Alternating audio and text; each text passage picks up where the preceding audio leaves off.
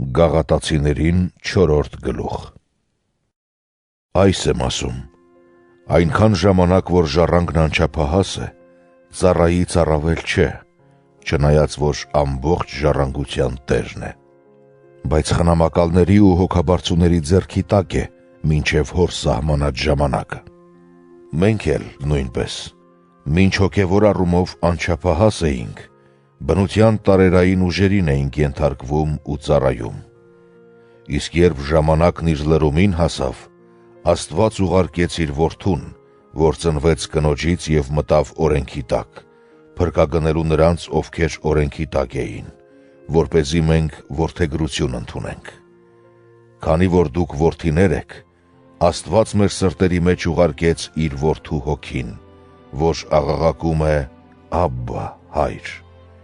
Ուստի այլևս ծառա չես, այլ որդի, և եթե որդի ես, ապա նաև ժառանգ Աստծու միջոցով։ Բայց այն ժամանակ, երբ Աստծուն չէիք ճանաչում, ծառայում էիք նրանց, որոնք իրականում աստվածներ չէին։ Իսկ այժմ, երբ ճանաչեցիք Աստծուն, մանավանդ Աստծու կողմից էլ ճանաչվեցիք, ինչպես եք վերադառնում տկար ու խեղճ տարերային ուժերին, որոնց ծառան եք ուզում նորից ձեզ դարձնել։ Խստորեն պահում եք որոշ օրեր, ամիսներ, եղանակներ ու տարիներ։ Վախենում եմ ձեզ համար, որ գուցե ձեր մեջ իզուր եմ աշխատել։ Եղբայրներ, աղաչում եմ ձեզ, եղեք ինձ նման, որովհետև ես էլ ձեզ նման եմ եղել։ Դուք իմ նկատմամբ անիրավ բան չեք արել։ Գիտեք, որ մարմնով տկար էի, երբ ձեզ սկզբում քարոզեցի ավետարանը, և չանարգեցիք ու չարհամարեցիք այն նեղությունը, որ կրում էի իմ մարմնի մեջ, ընդհակառակը, ինձ ընդունեցիք իբրև Աստծու հրեշտակի, իբրև Քրիստոս Հիսուսի։ Իսկ արդ որտեղ է ձեր երանությունը։ Վկայում եմ ձեզ, եթե հնարավոր լիներ, ձեր աչքերը կհանեիք և կտայիք ինձ։ Հիմա թշնամի դարձա ձեզ, որ ճշմարտությունն ասացի։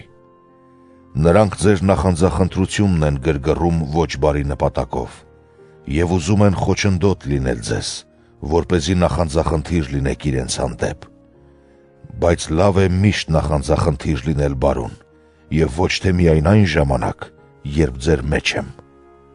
Իմ որդյակներ, որոնց համար վերստին երկունքի ցավերի մեջ եմ, մինչև որ Քրիստոսը կերպավորվի ձեր մեջ։ Կուզենայի այժմ ձեզ մոտ լինել և փոխել խոսելաոճս, որովհետև տարակուսանքի մեջ եմ ձեզ համար։ Ասեք ինձ, դուք, որ ուզում եք լինել օրենքի տակ, օրենքը չեք ընթերցել։ Արդարև գրված է, որ Աբրահամը 2 որդի ուներ, մեկը աղախնից, իսկ մյուսը ազատ կնոջից։ Բայց նա, որ աղախնից էր, ծնվել էր բնական եղանակով, մինչ նա, որ ազատ կնոջից էր, ծնվել էր խոստման միջոցով։ Սա այլաբանություն է, որովհետև այս կանայք 2 կտակարաններն են, մեկը Սինա լեռից զավակներ ծնեց ծառայության համար, դա Հագարն էր։ Հագարը խորհրդանշում է Սինա լեռն Արաբիայում և համապատասխանում է ներկայիս Երուսաղեմին, որ ծառա է իր որդիներով հանդերձ։ Իսկ վերին Երուսաղեմն ազատ է և մեր բոլորի մայրն է։ Արդարև գրված է. «Ուրախացիր ամուլ, որ չէիր ծնում, գոչիր և աղաղակիր, դու, որ երկունքի ցավ չէիր քաշել, որովհետև լքվածի զավակներն ավելին են, քան ամուսին ունեցող կնոջ»։ Արդ եղբայրներ, Իսահակի նման մենք էլ խոստման զավակներ ենք։ Սակայն ինչպես այն ժամանակ բնական եղանակով ծնվածը հալածում էր նրան, որ ըստ հոգու էր ծնվել, այդպես է նաև այժմ։ Բայց ինչ է ասում Սուրբ Գիրքը. «Հեռու վանիր այդ աղախնին և նրա որդուն,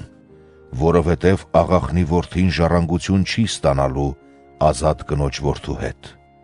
Հետևաբար, եղբայրներ, մենք աղախնի որդիներ չենք, այլ ազատի, այն ազատությամբ, որով Քրիստոսն ազատ դարձրեց մեզ։